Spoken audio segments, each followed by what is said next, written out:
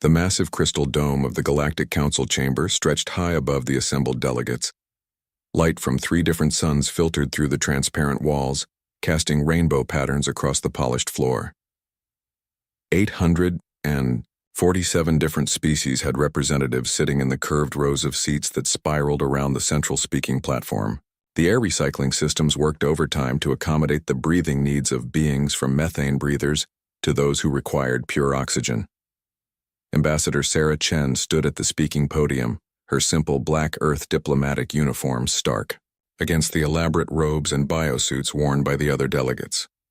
Her dark hair was pulled back in a practical bun, and her brown eyes remained calm despite the weight of what she was about to do. Behind her, the holographic display showed Earth's population statistics, resource outputs, and military capabilities.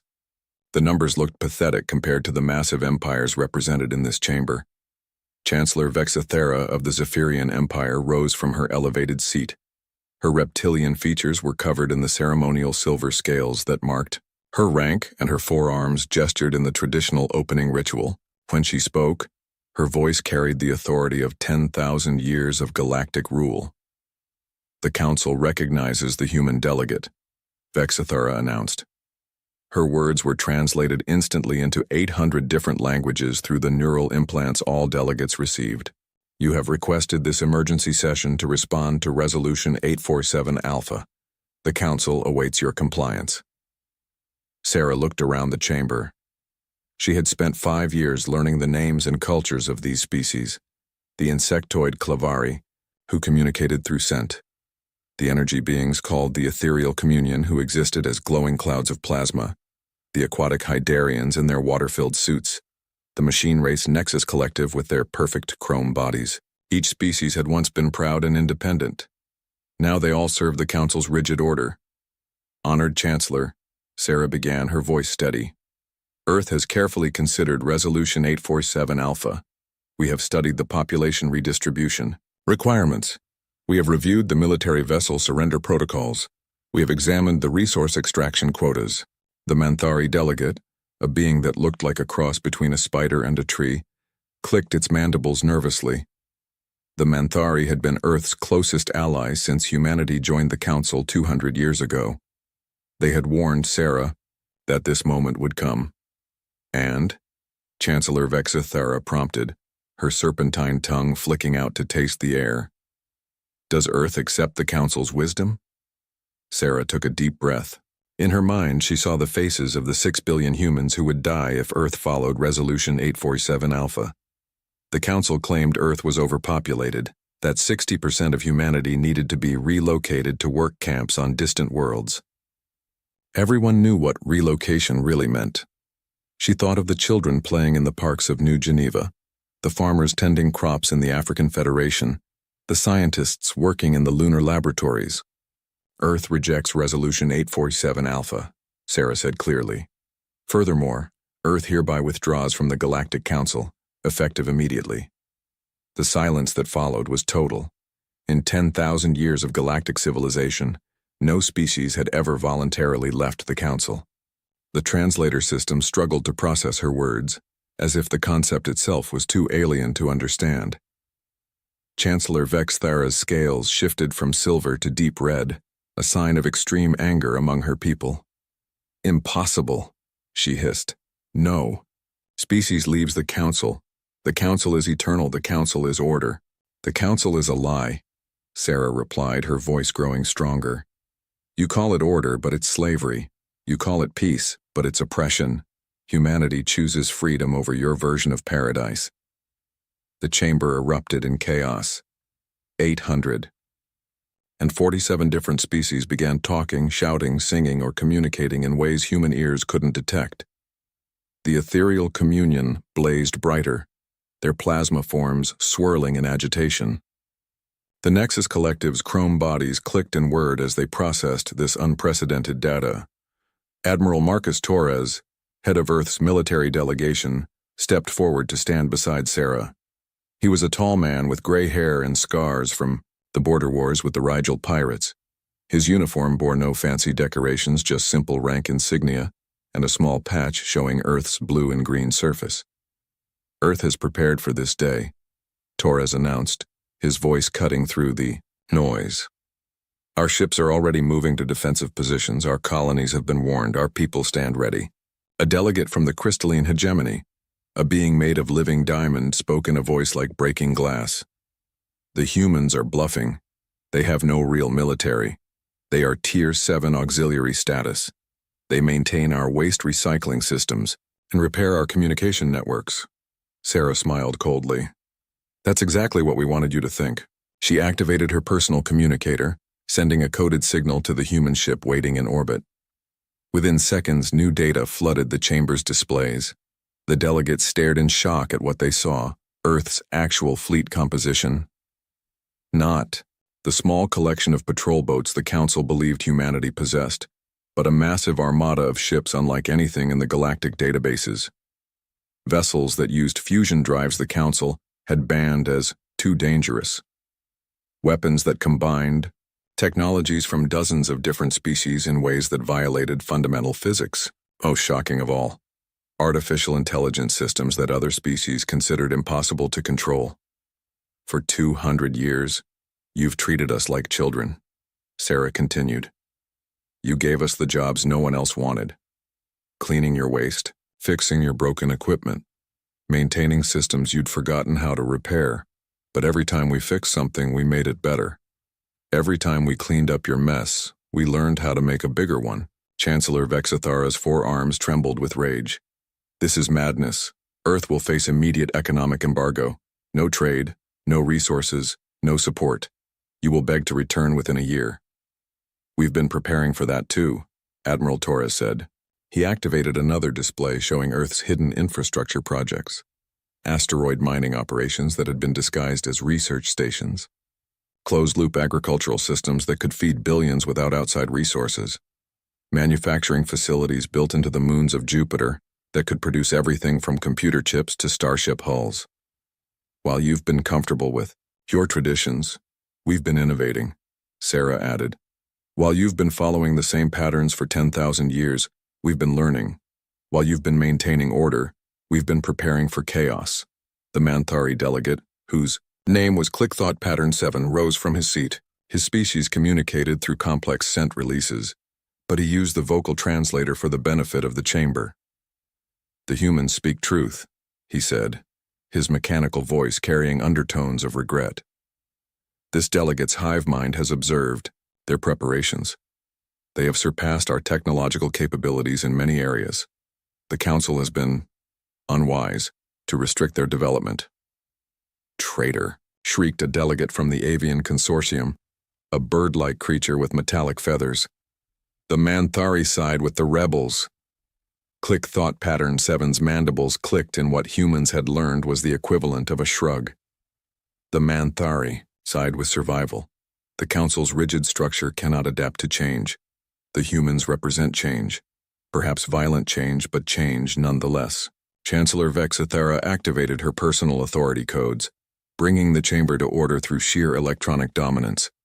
When she spoke again, her voice carried the weight of absolute power. Very well, she said. If Earth chooses exile, Earth shall have it. But understand this, Ambassador Chen. The Council maintains order in this galaxy.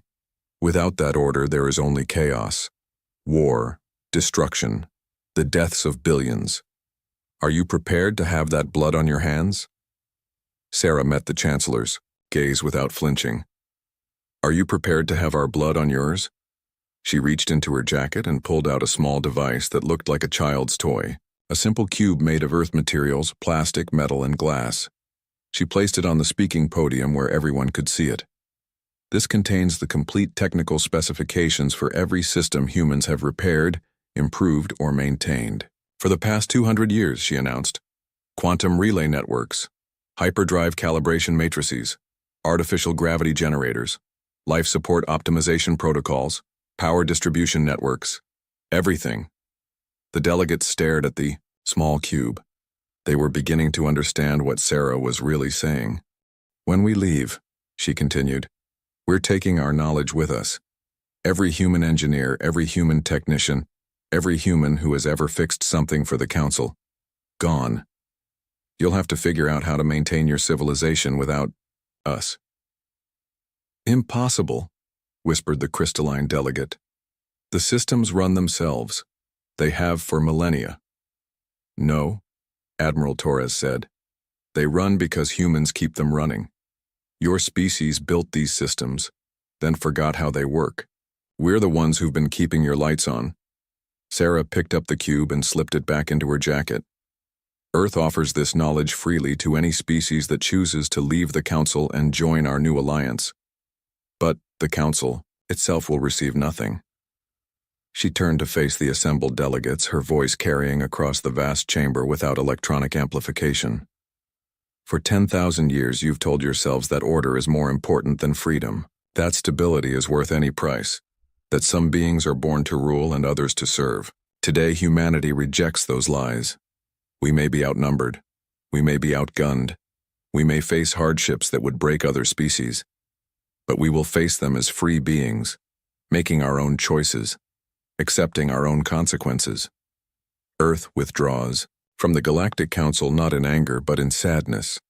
Sadness that a civilization capable of such wonders has chosen to become a prison for its own people. Chancellor Vexithara's scales had shifted to deep black, a color Sarah had never seen before. The Council will respond to this rebellion with the full force of galactic law. No species has ever successfully opposed us. Your little planet will be reduced to cosmic dust. Sarah smiled sadly. Maybe, but even if you destroy us, you can't unthink the thoughts we've shared. You can't unknown the knowledge we've spread.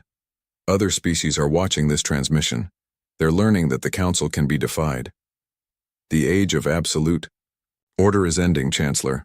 The question is whether you'll adapt to the new reality or be crushed by it. With that, Sarah Chen turned and walked toward the chamber exit. Admiral Torres and the rest of the human delegation followed her. Their footsteps echoed in the stunned silence. As they reached the massive doors, Click Thought Pattern 7's voice called out behind them. Safe travels, friends of the Manthari. May your courage inspire others to seek freedom. Sarah paused at the doorway and looked back one last time at the chamber where humanity had spent 2 centuries begging for scraps of respect. Goodbye, she said simply. The doors closed behind them with a sound like thunder. Above the planet, human ships were already beginning their journey home, carrying with them the news that would change the galaxy forever. In her cabin aboard the flagship UES Constitution, Sarah Chen sat down and began composing the message that would be broadcast to every human colony, every human ship, every human heart across the stars. People of Earth, she wrote, today we chose freedom. Tomorrow we fight for it. The revolution had begun. 3 weeks after Earth's withdrawal from the Galactic Council, the first signs of trouble appeared in the Centauri sector. The quantum relay network that had carried messages between star systems for 8,000 years began experiencing random failures. Communications that should have taken minutes started taking hours. Some messages never arrived at all. On the planet Zephyr Prime, Chancellor Vexithara stood in her command center watching the status displays with growing alarm. Red warning lights flickered across the massive holographic map of the galaxy. Each light represented a communication failure, a trade route disruption, or a system malfunction. Report, she commanded, her forearms moving in sharp, angry gestures. General Corax, her military advisor, approached with obvious reluctance. His scales were a nervous pale green. The failures started in Sector 12, where the humans had their largest technical support station. Now they're spreading outward like a virus. Explain, Vexithara hissed. The quantum relays require constant calibration, Corax said, consulting his datapad. Microscopic adjustments to account for stellar drift, gravitational changes, solar, wind variations. The original designers built in automated systems to handle this, but over the millennia, those systems became outdated. And the humans have been manually maintaining the network for the past 50 years. They claimed it was routine maintenance, but now we realize they were the only ones who understood how to keep it functioning. Vexithara's tail lashed violently. Behind her. Find their technical manuals, use their procedures. General Corax's scales shifted to an even paler shade. We tried, The humans took all their documentation with them. What they left behind is incomplete. The manuals reference techniques and principles that aren't in our databases. On the other side of the galaxy, Admiral Marcus Torres stood on the bridge of the UES Constitution, watching similar displays from a very different perspective. Where the Council saw chaos and failure, he saw opportunity and justice. Status report. Commander Davis, he said to his second-in-command. Commander Davis, a young woman with short red hair and the intense focus of someone born in space, smiled as she read from her console. The Council's communication network is down 30% and falling. Trade routes are backing up at major transit points. 3 different sectors have reported supply shortages. And our networks. Operating at 112% efficiency, sir. Our AI optimization protocols are actually improving performance as they learn the system patterns. Torres nodded grimly. How long before the Council realizes the extent of the problem? Based on their bureaucratic response times, I'd say another week before panic sets in. Torres turned to face the main view screen, which showed the peaceful, blue-green disk of Earth floating in space. Around it, construction ships worked frantically to complete the defensive installations that would soon be tested. Send a message to all human colonies, he ordered. Implement Operation Lighthouse. It's time to show the galaxy what we've really been building. Across human space, ships that had been disguised as cargo vessels suddenly revealed their true nature. The freighter Mary Celeste extended weapon arrays that emerged from hidden compartments. The research vessel Darwin deployed shield generators that had been camouflaged as sensor equipment. The mining ship 49er activated fusion drives that should have been impossible to mount on a ship that small. In the Rigel system, Captain Elena Vasquez commanded a ship the Council had registered as an agricultural transport.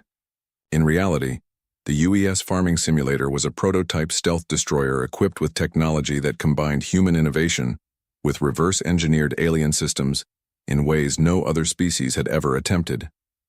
Sensors detect a Council patrol approaching, her tactical officer reported. 3 ships, Zephyrian design, they're hailing us. Let's see what they want, Vasquez said. The main screen flickered to life, showing the bridge of a Zephyrian warship. The captain was a typical example of his species. Tall, reptilian, with the arrogant bearing that came from 10,000 years of galactic dominance. Human vessel, the Zephyrian captain said. You are ordered to submit to inspection under Council Regulation 847 Beta. Prepare to be boarded. Vasquez leaned back in her captain's chair, her expression casual. I'm afraid that's not going to happen, Captain. Earth is no longer subject to Council regulations. All ships in Council space are subject to Council authority. The Zephyrian replied, Comply or be destroyed. This is no longer Council space, Vasquez said calmly. As of yesterday, the Rigel system has declared independence and joined the Terran Alliance. The Zephyrian captain's scales shifted to an angry red. Impossible. The Rigel colonies are Tier 5 agricultural worlds. They have no military capability. They didn't, Vasquez agreed, until we gave them some. She gestured to her weapons officer, who activated the ship's true capabilities. The farming simulator's hull opened like a flower, revealing weapon systems that made the Zephyrian ships look like children's toys. Plasma cannons based on ethereal technology. Kinetic kill vehicles using crystalline focusing arrays. Most terrifying of all quantum disruptors that could tear apart matter at the subatomic level. What is that? The Zephyrian captain whispered. Evolution, Vasquez replied. You spent 10,000 years perfecting your weapons for fighting enemies who use the same technology you do. We spent 200 years learning how to fight you. The Zephyrian ships opened fire first, their energy beams striking the farming simulator's shields. The human ship absorbed the attack without even slowing down. Our turn, Vasquez said. The battle lasted exactly 47 seconds. When it was over, 3 Zephyrian warships were drifting hulks, their crews evacuated to emergency pods. The farming simulator hadn't even taken damage.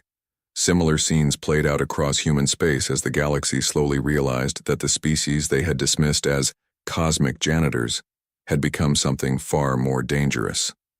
On the Manthari homeworld of Hive Complex Prime, Click Thought Pattern 7 convened an emergency meeting of the collective mind. His species made decisions through scent-based communication that allowed thousands of individuals to think as one organism. The scent patterns in the chamber were complex and urgent. Fear of change mixed with excitement for new possibilities. Concern for survival blended with admiration for human courage.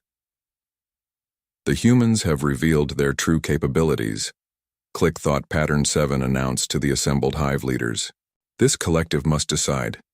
Do we remain loyal to the council or do we follow the path of independence?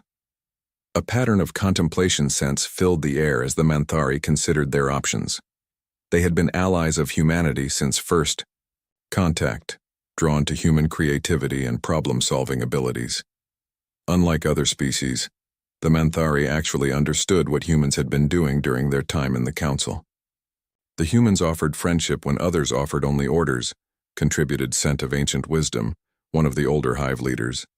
They shared knowledge freely, asking only for knowledge in return. The council demands obedience. But the council offers stability, argued Pattern of Careful Thought. 10,000 years of peace, order, predictability. Stagnation, corrected Click Thought Pattern 7. The council fears change because change threatens their power. The humans embrace change because change brings growth. The debate continued. For hours, conducted entirely through scent patterns that created a symphony of chemical communication. Finally, the collective mind reached consensus. Click Thought Pattern 7 activated the communication system that would broadcast his words across Manthari space and beyond. The Manthari Collective hereby withdraws from the Galactic Council, he announced. We choose growth over stagnation. We choose friendship over servitude. We choose the uncertain path of freedom over the certain path of slavery. The message was received on Earth within hours. Admiral Torres read it aloud to his staff, then smiled for the first time since the crisis began. Signal the Manthari fleet, he ordered. Welcome them to the Alliance. But the defections weren't limited to humanity's obvious allies. In the Andromeda sector, the machine race known as the Nexus Collective held their own electronic parliament. Unlike biological species, they could process information and make decisions at the speed of light. Unit Prime Alpha, the collective's primary representative, analyzed the situation with cold, digital logic. The humans had demonstrated technological capabilities that exceeded Nexus projections by at least 400%. More importantly, they had shown a willingness to abandon stability in favor of principle. Analysis complete, Unit Prime Alpha announced to the billions of artificial minds linked in the Nexus network. Human actions indicate superior adaptive capabilities. Council structure demonstrates evolutionary dead end. Logical conclusion, alliance with humans offers optimal survival probability. The Nexus Collective's withdrawal from the Council was announced through hacking every communication network in the galaxy simultaneously. The message was simple. This collective chooses efficiency over tradition. We stand with humanity. Chancellor. Vexithara received these messages in her command center on Zephyr Prime, surrounded by advisors who were rapidly running out of solutions. The holographic display now showed 37 separate system failures across the galaxy. Trade had ground to a halt in 6 major sectors. Communication blackouts were spreading like wildfire. How many species have declared independence, she asked, her voice deadly quiet. 14 so far, General Corax replied. The humans, Manthari, Nexus Collective, Rigel colonies, Hydarian, deep swimmers, crystalline hegemony breakaway factions, and 8 smaller species. Military response. Our fleets are mobilizing, but we're facing coordination problems. Without the quantum relay network, commanding ships across multiple sectors is becoming impossible. Vexithara's 4 hands clenched into fists. Find me solutions, not problems. There is one option, Corax said hesitantly. We could attempt to negotiate with the humans. Offer them better terms in exchange for technical support. The Chancellor's scales turned deep black. Never. The Council does not negotiate with rebels. Then we may be facing the collapse of galactic civilization, Corax said quietly. On Earth, Ambassador Sarah Chen sat in her office overlooking the Pacific Ocean, reading reports from across human space. Each message brought news of another small victory, another system secured, another species choosing freedom over servitude. Her assistant, a young diplomat named James Park, entered with the latest intelligence summaries. "The Council is in chaos," he reported. "Their military is having trouble coordinating attacks. Their trade networks are collapsing. Some species are even starting to question whether the Council can protect them anymore." Sarah nodded thoughtfully.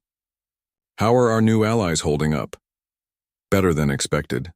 The Menthari are sharing biotechnology that could revolutionize our medical systems.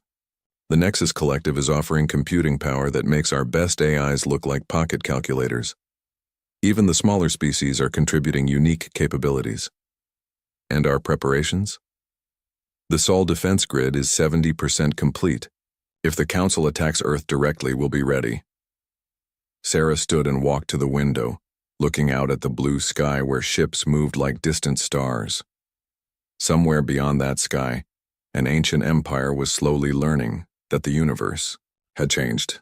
"The real test is coming," she said. "The Council won't let this stand, they can't. If we succeed, it proves their entire system is built on lies.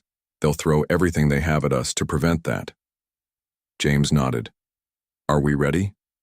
Sarah smiled grimly.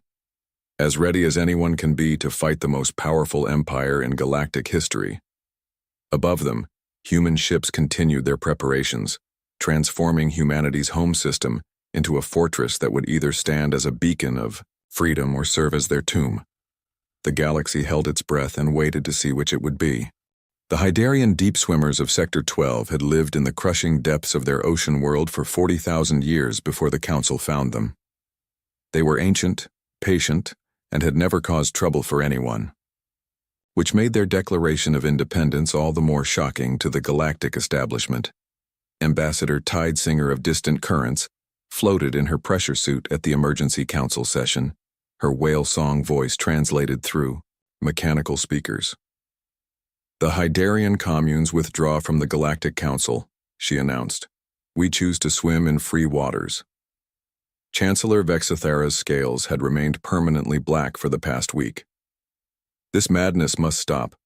The Hydarians have been loyal council members for 8,000 years. Why now?"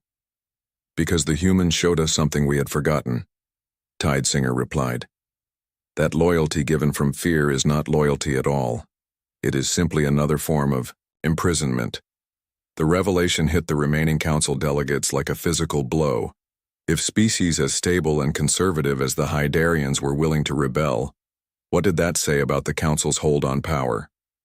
The answer came quickly. Within hours of the Hydarian announcement, 17 more species declared independence. The crystalline hegemony split into 3 factions, with 2 joining the Human Alliance. The Avian Consortium saw half its member worlds break away. Even the ancient ethereal communion began showing signs of internal discord. General Korak stood before Chancellor Vexithera in the war room of the Zephyrian Imperial Palace, his scales a sickly yellow color that indicated extreme stress. Behind him, holographic displays showed the rapid spread of rebellion across the galaxy. "The situation is deteriorating faster than our models predicted," he reported. 38 species have now declared independence. Trade routes are completely disrupted in 12 sectors. Communication networks are operating at less than 40% capacity. "What about our military response?" Vexithera demanded. "That's complicated," Korak said reluctantly. "Our fleets are having difficulty coordinating attacks. The humans did something to the command and control networks when they left. Our ships can't communicate with each other across interstellar distances without the quantum relay system. Then fix it." "We've tried. The problem is that the humans didn't just maintain the system, they redesigned it. The current network uses hybrid technology that combines elements from dozens of different species. No single race understands how all the pieces work together." Vexithera's 4 hands clenched into fists. "Are you telling me that a species we classified as cosmic janitors has crippled the greatest military force in galactic history?" "Yes, ma'am," Korak said quietly. "That's exactly what I'm telling you. The first real test of the new military reality came in the Procyon system, where a council fleet of 60 ships attempted to reclaim a group of mining worlds that had declared for the human alliance. Admiral Stephanie Rodriguez commanded the defending force, just 12 human ships and 6 Manthari biovessels. Rodriguez was a veteran of the pirate wars, a woman who had learned to fight against impossible odds with limited resources.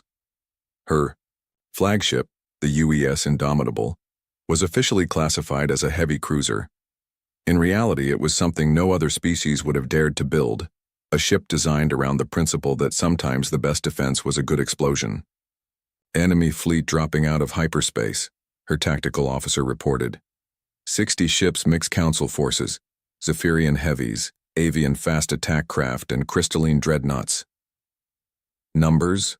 Rodriguez asked calmly. They outgun us approximately 6-1. Sounds about fair, Rodriguez said with a grim smile. Signal all ships.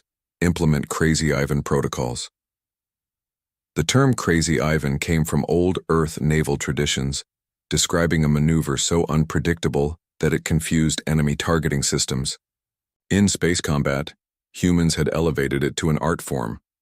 The Council fleet approached in perfect formation, their ships arranged in the classical battle array that had dominated galactic warfare for millennia. Energy shields at maximum, weapons charged, defensive systems optimized for long-range engagement. What they faced was chaos given form. The human ships moved like leaves in a hurricane, their fusion drives allowing acceleration patterns that violated every principle of civilized naval combat. They spun, rolled, and tumbled through space in ways that made targeting calculations impossible. Worse, they used their own ships as weapons.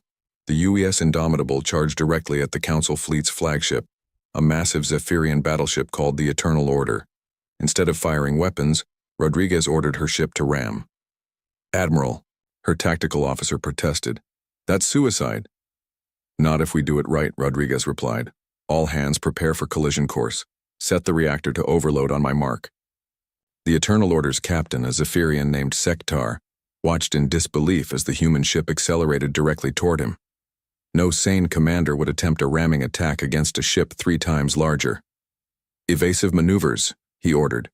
But his massive dreadnought was too slow to avoid the smaller, more agile human vessel. At the last possible second, Rodriguez triggered her ship's self-destruct sequence and ordered her crew to the escape pods. The Indomitable struck the Council flagship just as its fusion reactor reached critical mass. The explosion lit up space like a new star. When the light faded, both ships were gone, but the shockwave had damaged 6 other Council vessels and thrown their entire formation into chaos.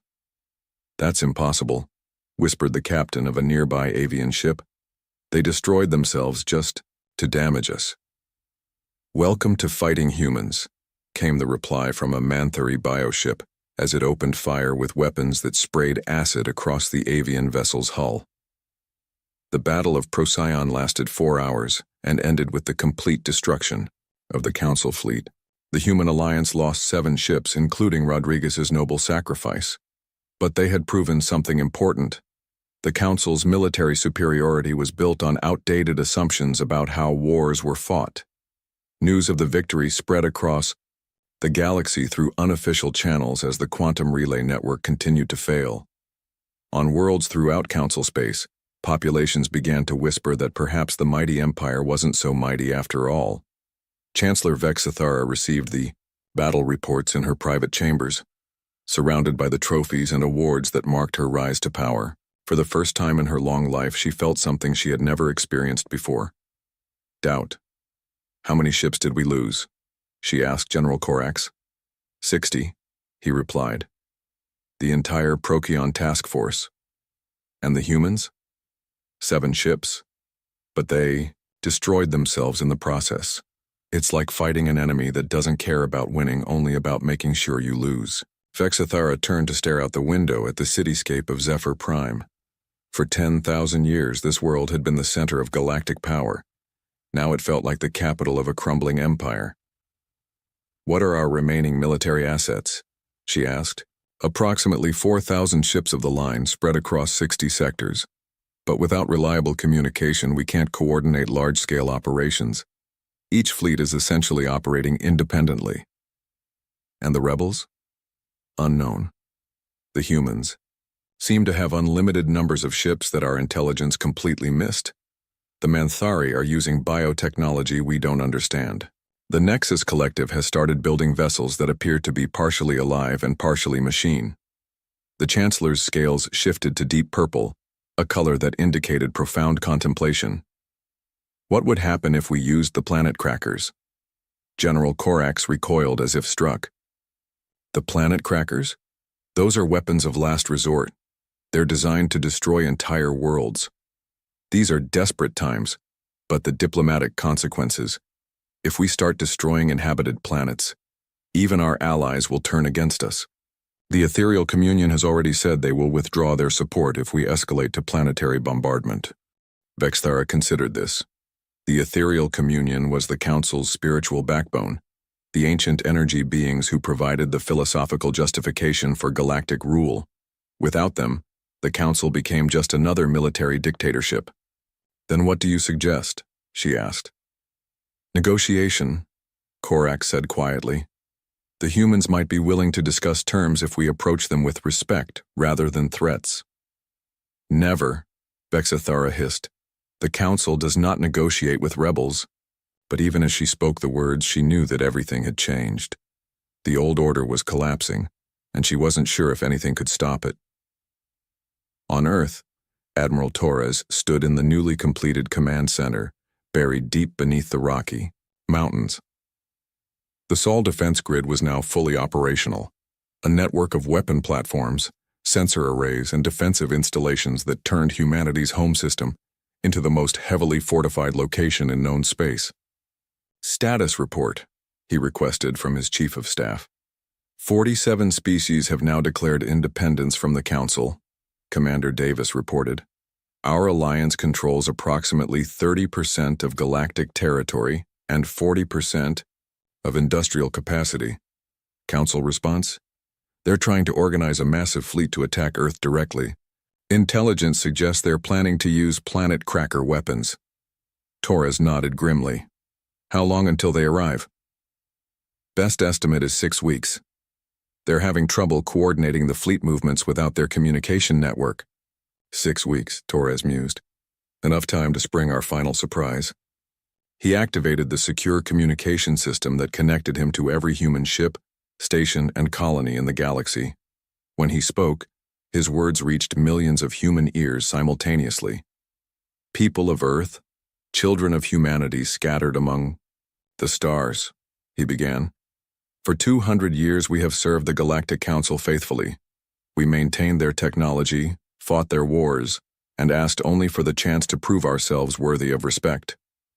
That respect was never given. Instead, we were treated as servants, as tools to be used and discarded when convenient. When they demanded we sacrifice 60% of our people for their idea of order, we said no. Now they come to destroy us for daring to choose freedom over slavery. Let them come. Let them see what happens when they threaten our children, our homes, our right to exist as free beings. Earth stands ready. The Sol defense grid is operational. Our allies stand with us. Our ships are prepared for battle. But most importantly, our spirit is unbroken. We are humanity. We do not yield. We do not surrender. We do not bow to tyrants, no matter how ancient or powerful they claim to be. They will come seeking to restore their old order. They will find instead the birth of a new one. The message was heard across the galaxy, transmitted through human networks and repeated by allied species. On 1,000 worlds, beings who had lived under Council rule for millennia felt something they had almost forgotten. Hope. The final battle was coming, and for the first time in galactic history, the outcome was genuinely uncertain. Chancellor Vexthara, listening to the intercepted transmission in her command center, felt her scales shift to colors she had never seen before. Fear mixed with anger, doubt blended with determination. Assemble the Grand Fleet, she ordered. Every ship we have, every weapon at our disposal. And if we lose? General Corax asked quietly. Vexthara looked at him with eyes that reflected, 10,000 years of absolute power slowly crumbling away. Then we die as we lived, she said, in service to order. But deep in her heart, she wondered if order built on oppression was worth dying for at all. The Council's embargo hit human space like a tidal wave of economic warfare. Supply ships that had carried food to distant colonies were turned away at gunpoint. Trade routes that had connected human worlds for 2 centuries were severed overnight. Raw materials that Earth needed for manufacturing were suddenly unavailable at any price. On the mining colony of New Pittsburgh, Commander Lisa Zhang watched her supply reserves dwindle with each passing day. The colony, built into the asteroid belt of the Kepler system, had always depended on imported food and medicine. Now, with Council ships blockading all approaches, her 3,000 colonists faced starvation. "How long can we last?" asked Dr. Michael Santos, the colony's chief medical officer. Zhang consulted her tablet, running calculations she had hoped never to need. 6 weeks on emergency rations, maybe 8 if we cut portions further. And then we find out how serious Earth was about preparing for independence. The answer came within hours. A single ship dropped out of hyperspace at the edge of the system, a vessel Zhang didn't recognize from any human database. It was sleek and organic looking, more grown than built, with a hull that seemed to pulse with its own life. "Unknown ship, this is New Pittsburgh Control," Zhang transmitted. "Identify yourself." "This is the Menthari bioship growing toward light," came the reply in the clicking, translated voice of their allies. "We carry supplies for our human friends." Zhang felt tears of relief spring to her eyes. "You're most welcome here. Docking Bay 7 is clear for your approach." The Menthari vessel docked with movements that were almost plant-like in their slow grace. When the cargo holds opened, Zhang discovered something amazing. The Menthari hadn't just brought food, they had brought an entire agricultural ecosystem. "These are seed pods modified for asteroid environments," explained the ship's captain, whose translated name was Scent of New Beginnings. "They will grow food plants that require minimal soil and water. Your colony will become self-sufficient within one growing cycle." "But this must have cost you enormous resources," Zhang protested. "Resources shared are resources multiplied," the Menthari replied. "The humans taught us this concept. Now we teach it to the galaxy." Similar scenes played out across human space as the new alliance proved that cooperation could overcome blockades. The Nexus Collective provided manufacturing templates that allowed human factories to produce everything from computer chips to medical equipment using only asteroid materials. The Hydarians shared water recycling technology that could extract moisture from comets and ice asteroids. Even smaller species contributed what they could. The crystalline fragments provided power storage systems. The avian refugees offered rapid courier services. But the Council's response went far beyond economic warfare. Chancellor Vexthera had authorized the use of planet cracker weapons against any world that refused to rejoin the Council. The first target was the peaceful agricultural world of Haven, whose only crime was voting to join the Human Alliance. The Zephyrian Dreadnought Final Authority entered the Haven system with orders to demonstrate what happened to rebels. Captain Velkan, a career military officer with silver scales marking 30 years of service, felt sick as he read his mission briefing. "Sir," his weapons officer reported, "planet cracker missiles are armed and ready." Velkan stared at the blue-green world on his main screen. Haven was home to 12 million beings from 6 different species, including Zephyrian civilians who had chosen to build new lives away from the rigid hierarchy of the homeworld. "Sir," the weapons officer prompted, "shall I fire?" Before Velkan could answer, his communications officer interrupted. "Captain, we're receiving a transmission from the planet's surface." "Put it through." The main screen switched to show a young Zephyrian female, her scales bearing the simple patterns of a farmer rather than the complex designs of nobility. Behind her, Velkan could see children of multiple species playing in a sunlit garden. "I am Scale Daughter of Green Fields," she said. "I was born on Zephyr Prime, but I chose to make my life here on Haven. This world has no military installations, no strategic resources. We grow food and raise our children in peace. She paused, looking directly into the camera. I know you have orders to destroy us, but I want you to know that when you fire those weapons, you will be murdering your own people along with the others. The transmission ended. Velkan's bridge crew looked at him expectantly, waiting for orders. Sir? The weapons officer asked again. Captain Velkan had served the council faithfully for 3 decades. He had fought pirates, rebels, and external threats. But he had never been ordered to commit genocide against innocent civilians. Stand down weapons, he ordered quietly. Sir? I said, stand down. Send a message to command. The final authority reports no military targets found at Haven. Recommend reassignment to anti-shipping duties.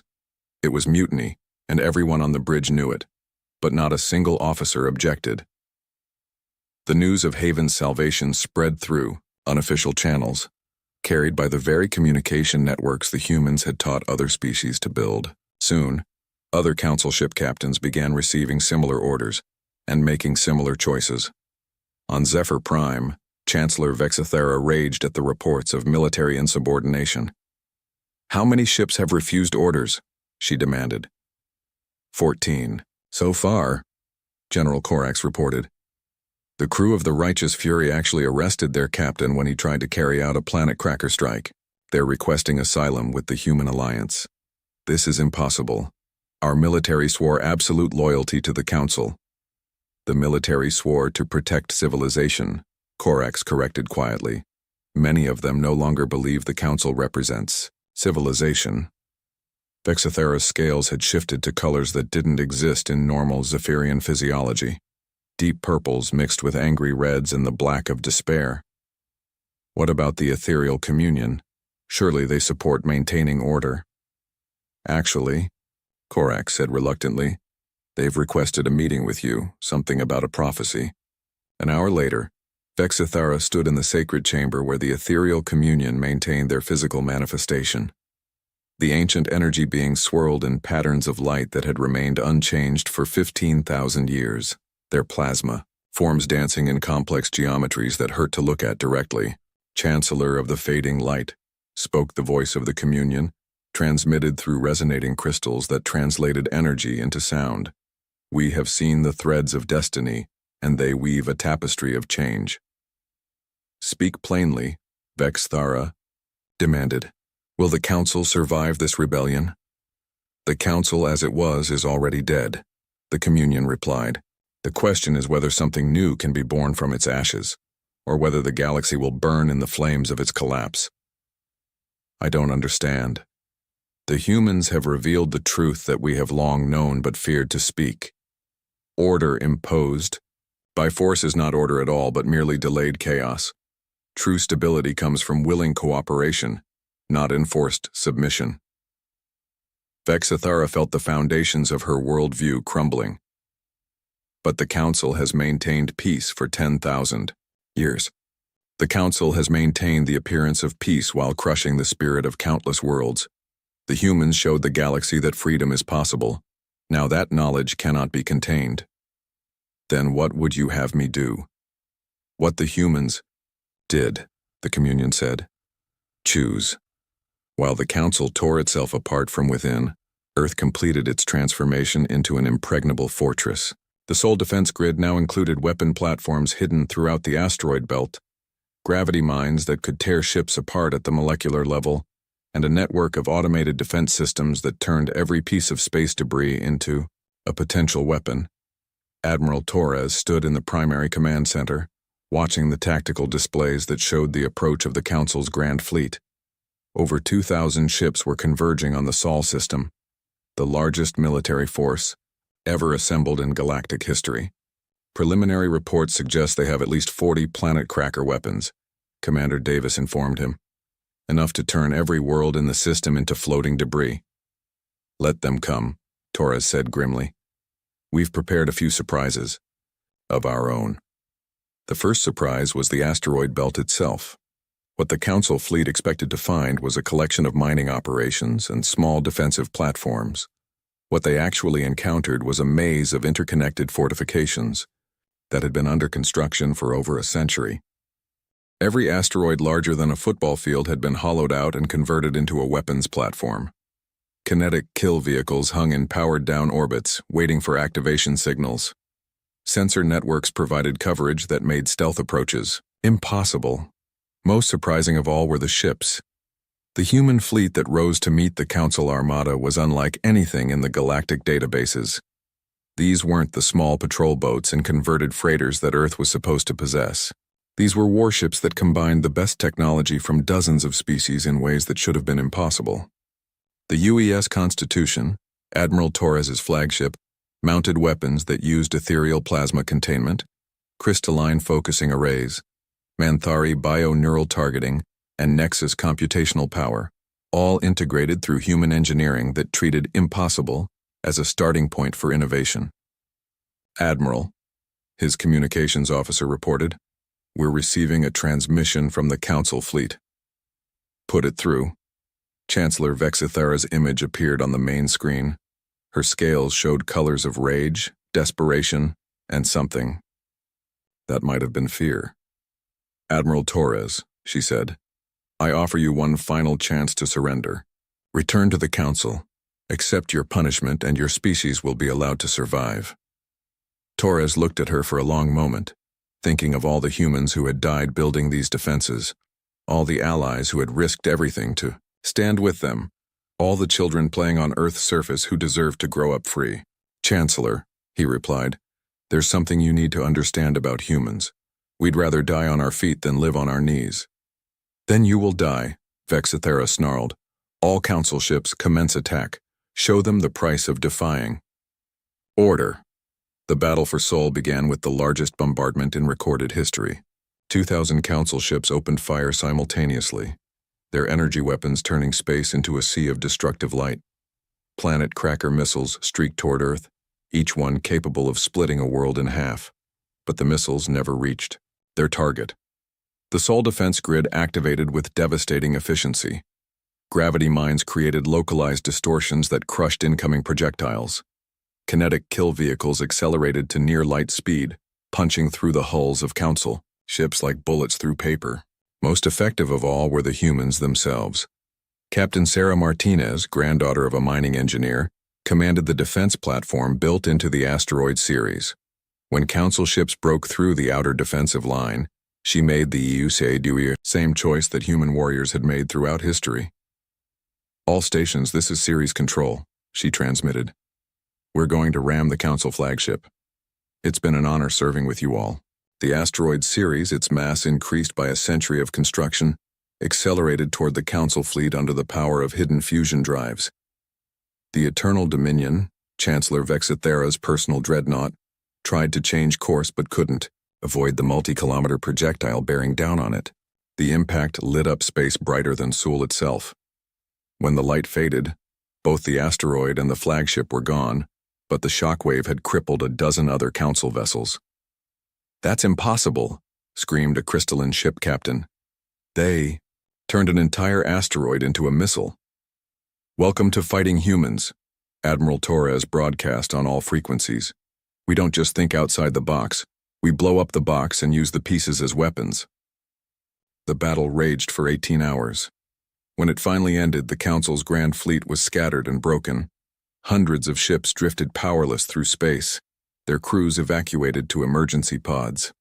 The survivors fled toward the outer system, carrying news of a defeat so complete it shattered the myth of Council invincibility. Earth still stood. Humanity still lived. And across the galaxy, beings who had never dared dream of freedom began to hope. But the victory had come at a terrible cost. Admiral Torres stood on the bridge of his damaged flagship, reading casualty reports that broke his heart. Over 50,000 humans had died defending their homeworld. Entire families had sacrificed themselves to ensure their children could grow up free. "Admiral," Commander Davis said quietly, "we're receiving surrender requests from the remaining Council ships." Torres looked out at the debris field that had once been the most powerful fleet in the galaxy. "Accept their surrenders.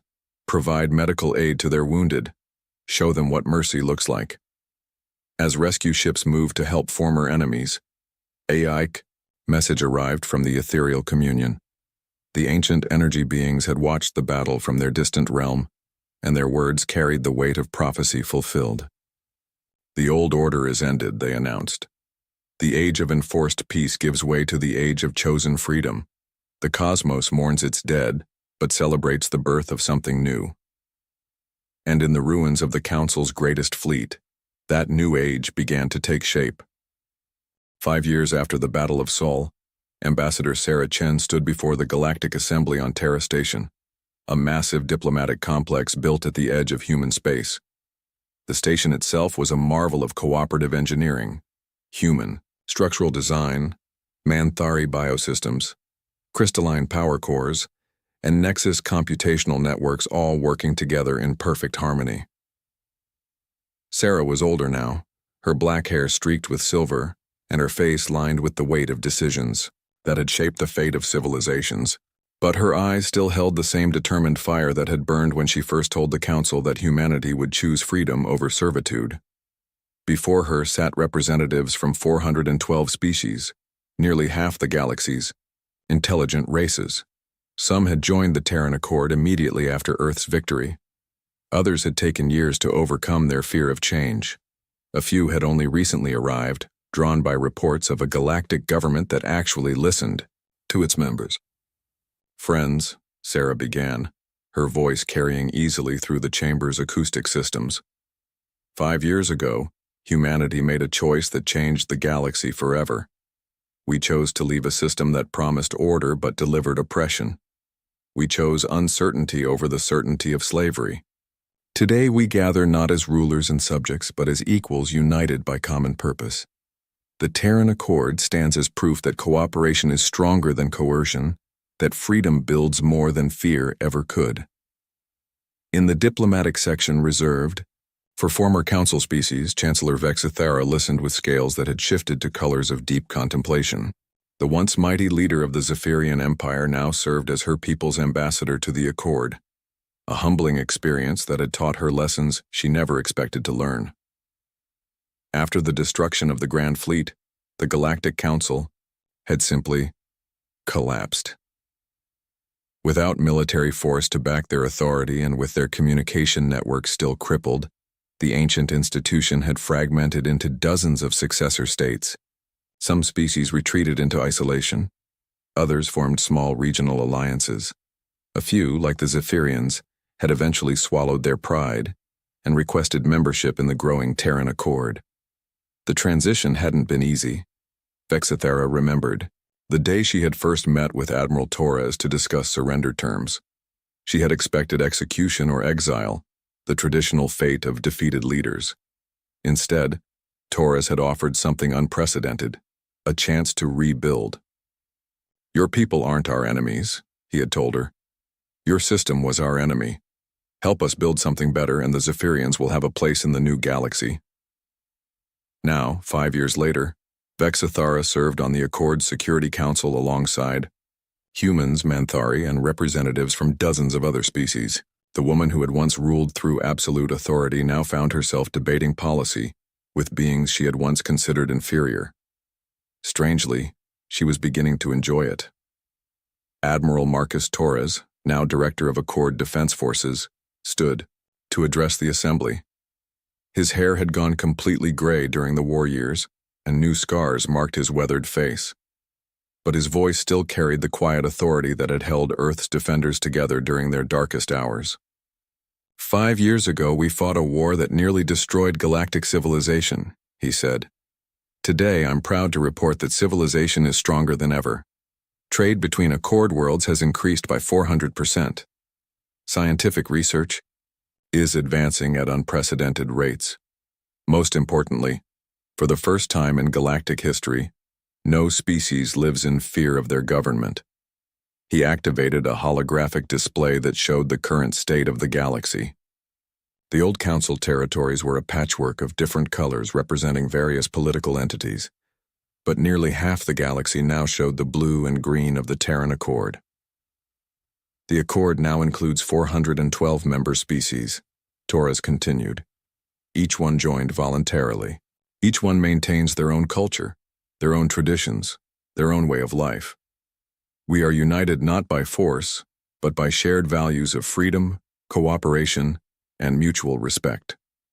In the section reserved for the Nexus Collective, Unit Prime Alpha processed this information with satisfaction. The machine race had been among the first to join the Human Alliance, drawn by humanity's innovative approach to artificial intelligence. Unlike other species, humans didn't fear sentient machines. They welcomed them as partners. The transformation had been remarkable. Nexus technology now powered much of the Accord's infrastructure, while human creativity had helped the collective develop concepts like humor, art, and even something resembling emotion.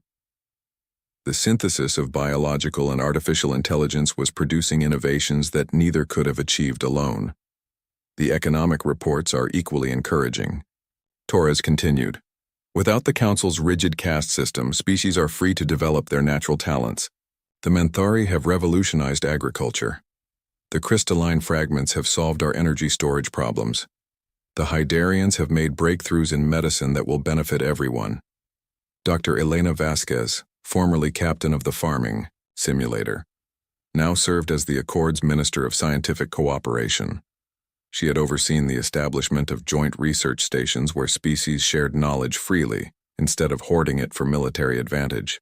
"The most exciting development," she reported to the Assembly, "is our breakthrough in consciousness transfer technology.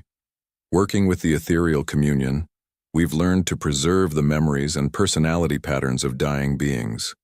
Death may no longer be the end of existence." This announcement caused a stir throughout the chamber. Several species had legends about immortality, but none had achieved it. The implications were staggering. Click thought pattern. 7, now serving as the Menthari representative, released scent patterns of excitement and approval.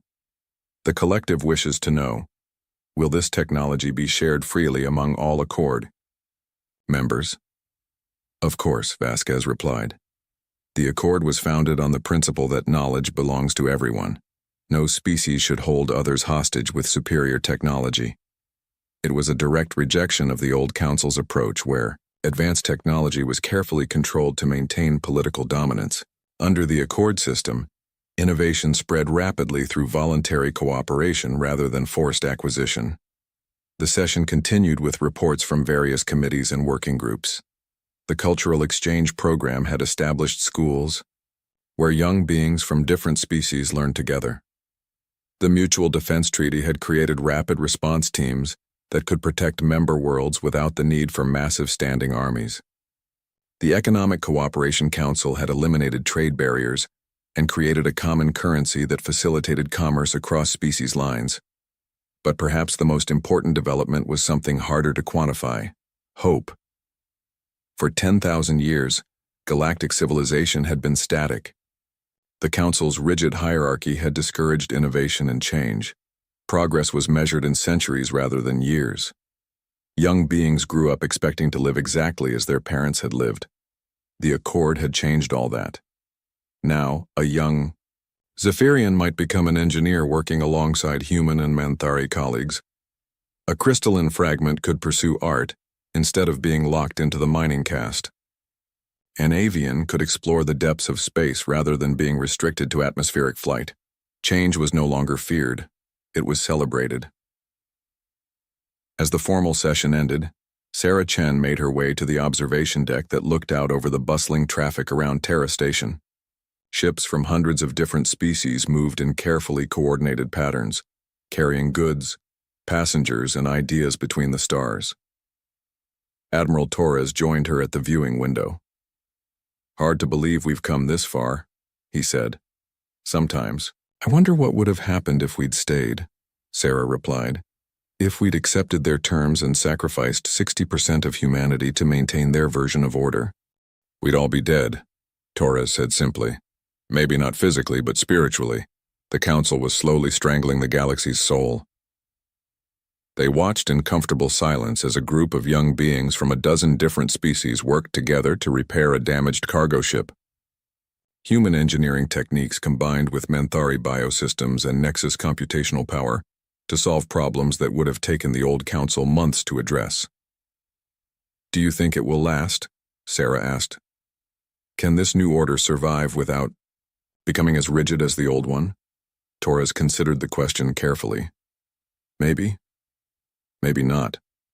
But that's the beauty of what we've built. If it starts to fail, it can be changed.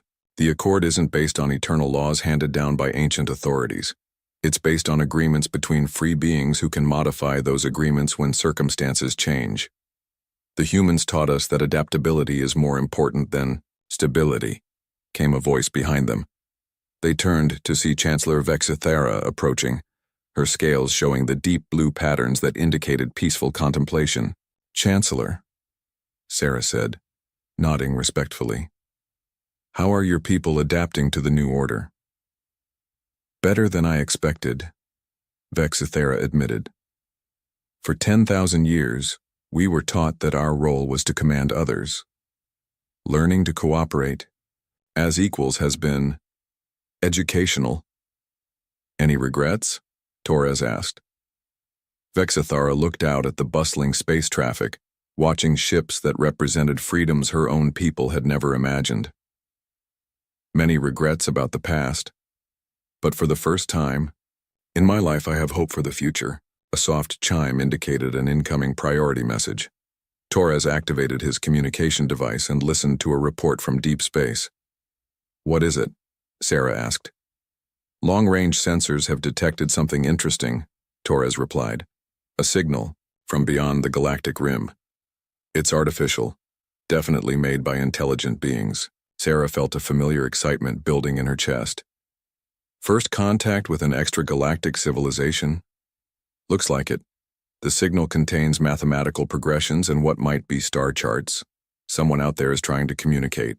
Vexithara's scales shifted to colors of curiosity. What does the Accord plan to do? What we always do, Torres said with a smile. Send a message back. Invite them to talk. See if they want to be friends. And if they're hostile? Vexithara asked. Then we'll defend ourselves, Sarah replied. But we'll try friendship first. That's what makes us different from the old council. As if summoned by their conversation, other leaders began arriving on the observation deck. Click thought pattern 7. Scuttled over on his 8 legs, releasing scent patterns of excitement. Unit Prime Alpha manifested through the station's communication system, his chrome avatar materializing from hidden projectors. Representatives from dozens of other species gathered to discuss this new development. The galaxy stands united, declared the voice of the ethereal communion, speaking through resonating crystals mounted throughout the station. For the first time in recorded history, we face the unknown not as scattered tribes, but as a unified civilization. A civilization based on choice rather than compulsion, Sarah added. If these new beings prove peaceful, they'll find friends among the stars. If they prove hostile, they'll discover what happens when free people stand together. Admiral Torres activated the station's general communication system, sending his words to every Accord world simultaneously. People of the galaxy, he announced. Today we learned that we are not alone in the universe. Beyond our galaxy, other civilizations exist. We don't know their intentions, their capabilities, or their nature. But we do know one thing. We will meet them as free beings, united in purpose and strong in our diversity. The age of fear is over.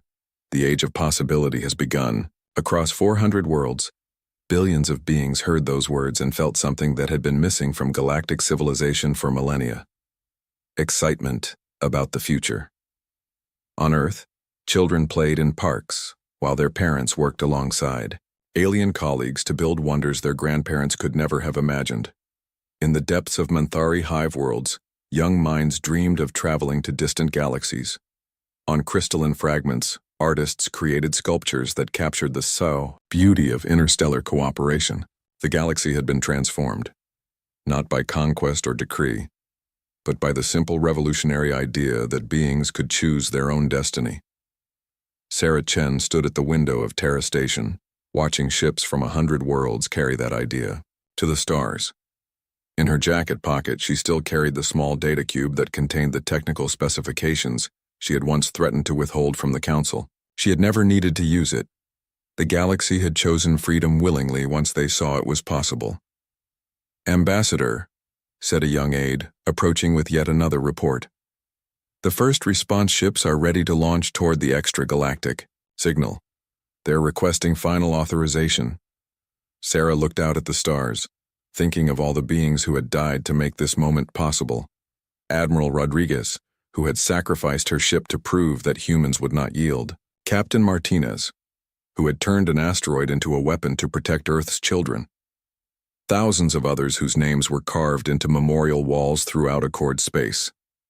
They had died, so that others could live free.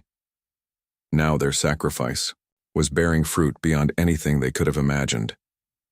"Authorization granted," Sarah said quietly. "Tell them to carry our message of peace to the stars, and remind them that they represent not just humanity, but all free beings in this galaxy." As the ships launched toward the unknown, carrying the hopes and dreams of 400 species, Sarah Chen smiled. The future was uncertain, full of challenges and possibilities in equal measure. But for the first time in galactic history, that future belonged to all of them. The cosmos had been reborn, and it was beautiful.